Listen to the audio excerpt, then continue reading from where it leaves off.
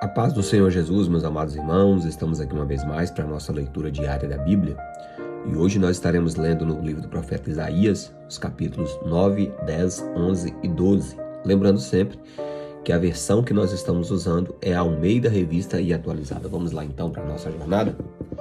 Capítulo de número 9. Mas para a terra que estava aflita não continuará a obscuridade. Deus, nos primeiros tempos, tornou desprezível a terra de Zebulon e a terra de Naftali, mas nos últimos tornará glorioso o caminho do mar, além do Jordão, a Galiléia dos gentios. O povo que andava em trevas viu uma grande luz, e os que viviam na região da sombra da morte resplandeceu-lhes a luz. Tens multiplicado este povo, e a alegria lhes aumentaste. Alegram-se eles diante de ti, como os que se alegram à ceifa, e exultam quando repartem os despojos. Porque tu quebraste o jugo que pesava sobre eles, e a vara que lhes feria os ombros, e o cetro do seu opressor, como no dia dos midianitas, porque toda bota que anda, ou guerreiro no túmulo da batalha, e toda veste revolvida em sangue, serão queimadas, servirão de pasto ao fogo.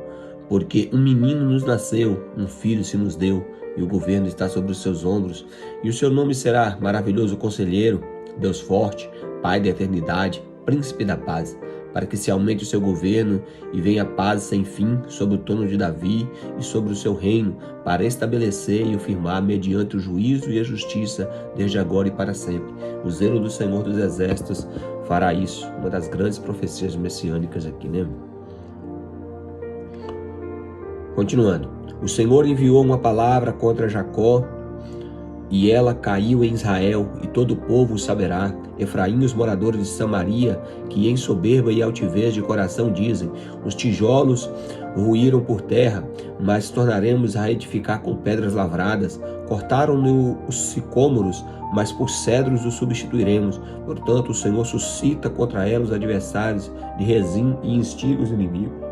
Do Oriente vêm os sírios e do Ocidente os filisteus, e devoram a Israel a boca escancarada. Com tudo isso, não se aparta da sua ira, e a mão dele continua ainda estendida.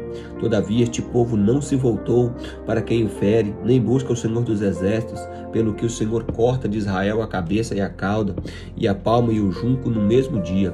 O ancião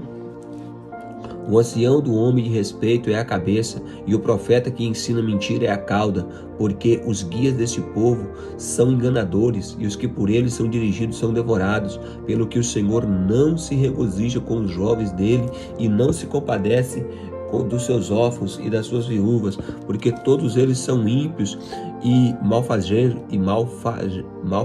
ou seja, malfeitores, né? E toda a boca profere doidices, e com isto não se aparta a sua ira, e a mão dele continua estendida, porque a maldade lavra como fogo, e ela devora os espinheiros e os abrolhos, acende as brenhas do bosque, e essas sobem em espessas nuvens de fumaça. Por causa da ira do Senhor dos Exércitos, a terra está abrasada, e o povo é pasto do fogo. Ninguém poupa o seu irmão, e abocanha a direita, e ainda tem fome, devora a esquerda e não se farta. Cada um come a carne do seu próximo. Manassés ataca Efraim, Efraim ataca Manassés, e ambos juntos atacam a Judá. Com tudo isso, não se aparta a sua ira, e a mão dele continua estendida. O capítulo 10 fecha essa profecia aqui contra o reino de Israel.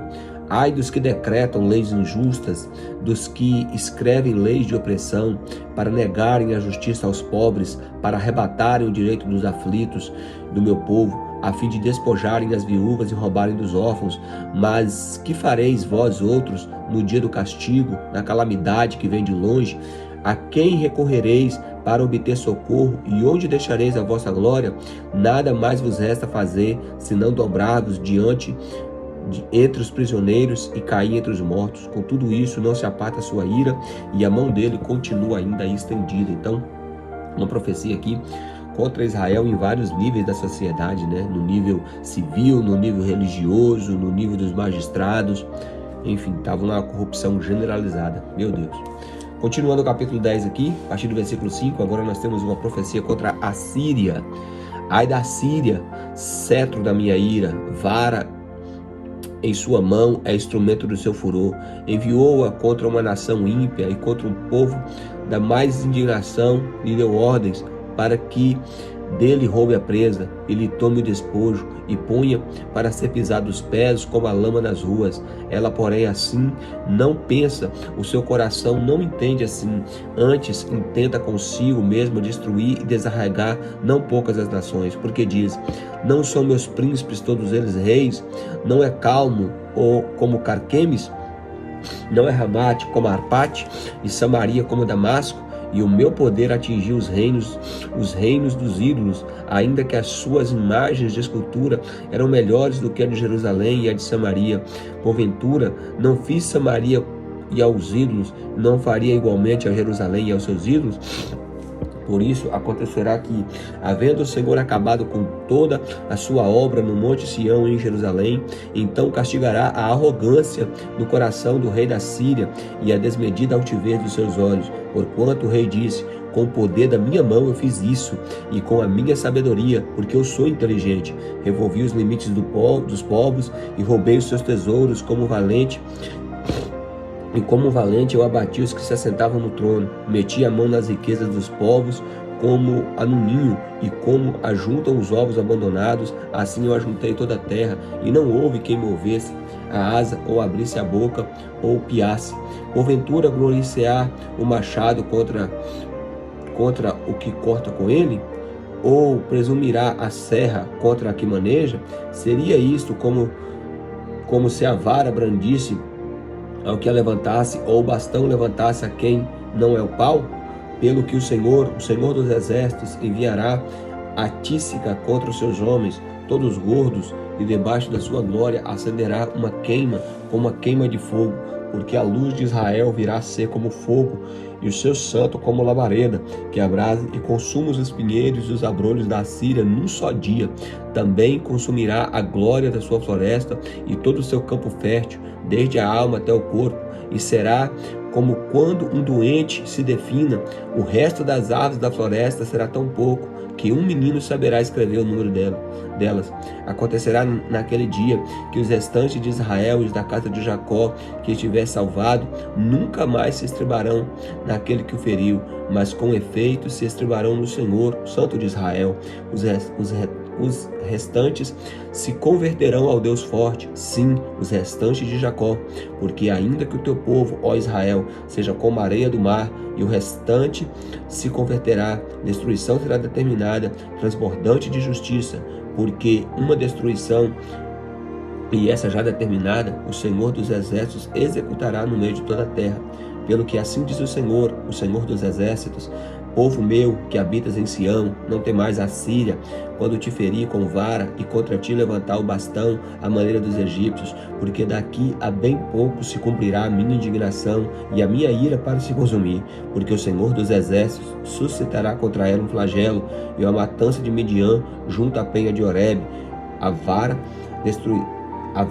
A sua vara estará sobre o mar, e ele levantará como fez no Egito. Acontecerá naquele dia que o peso será tirado do teu ombro e o teu jugo do teu pescoço, jugo que será despedaçado por causa da gordura. Assim vem Aiate, passa a Migron, e em Micmas larga sua bagagem. Passa o desfiladeiro, a loja em Geba, até Ramá, e até Ramá treme. Gibeá de Saul foge. Ergue com estrídulo a voz, ó filha de Galim. Ouve, ó Laís, ó pobre Anatote. Madmena se dispersa, e os moradores de Gebim fogem para se salvar. Nesse mesmo dia a Assíria parará em Nob, agitará o punho ao monte da filha de Sião, no outeiro de Jerusalém. Mas eis que o Senhor dos exércitos, cortará os ramos com violência, e as árvores como alto porte serão derribadas, e as altivas serão abatidas. Cortará com ferro as brenhas da floresta, e o Líbano cairá pela mão de um poderoso. Aqui, meus irmãos, a linguagem de Isaías ela é muito poética, né? Isaías, além de ser um profeta de Deus, um arauto de Deus, ele tinha o dom da profecia, da poesia, né? E assim, de maneira poética aqui no capítulo 10, dos versículos 5 até o 34, fala do juízo sobre a Síria. Isso aconteceu, mais precisamente, no ano de 612 a.C., na Batalha de Carquemis, onde a Babilônia ela vence os exércitos assírios, cumprindo assim a profecia aqui de Isaías capítulo 5. Amém?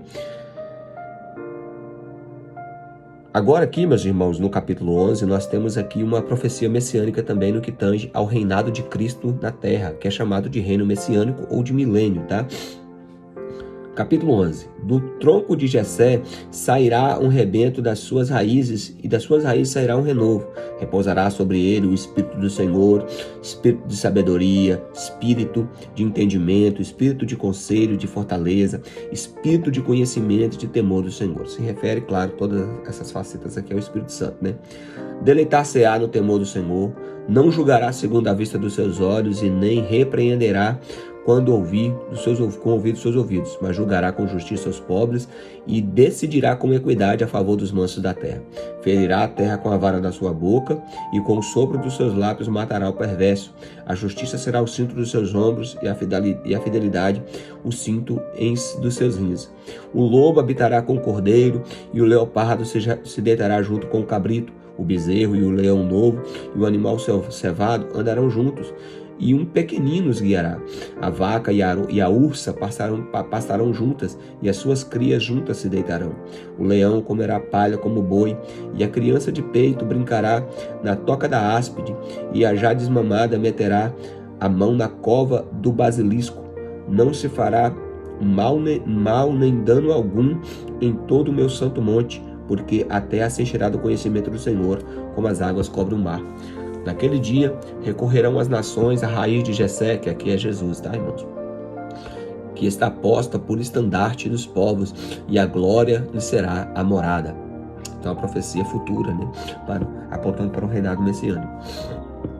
Naquele dia o Senhor tornará a estender a sua mão para resgatar o restante do seu povo, que foi deixado da Síria, do Egito, de Patros, da Etiópia, de Elão, de Siná, de Ramate e das terras do mar.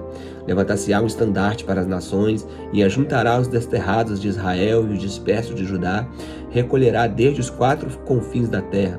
Afastar-se-á-se a inveja de Efraim, e os adversários de Judá serão eliminados. Efraim não invejará Judá, e Judá não oprimirá a Efraim.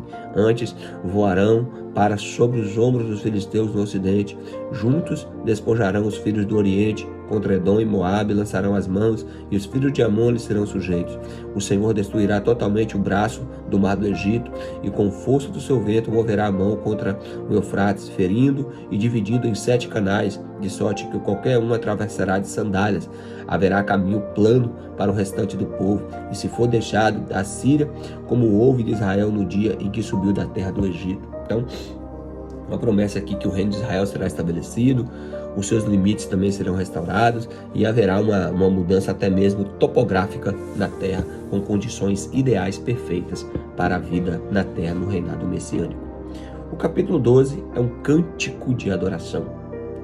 Orarás naquele dia: graças te dou, ó Senhor, porque ainda que te iraste contra mim, a tua ira se retirou, e tu me consolas. Eis que Deus é a minha salvação, confiarei e não temerei, porque o Senhor Deus é a minha força e o meu cântico. Ele tornou a minha salvação. Vós com alegria tirareis águas das fontes de salvação.